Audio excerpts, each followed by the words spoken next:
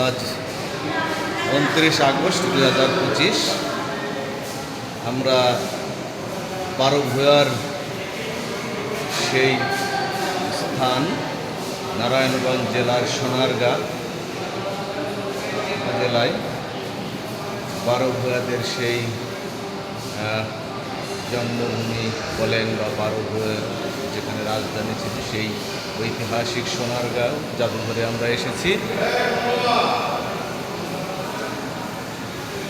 কারুশিল্প এলাকায় তাদের এই জাদুঘর, এটা হচ্ছে সোনারগাঁয়ের জাদুঘর, যেখানে বারোভূয়াদের অবস্থান ছিল।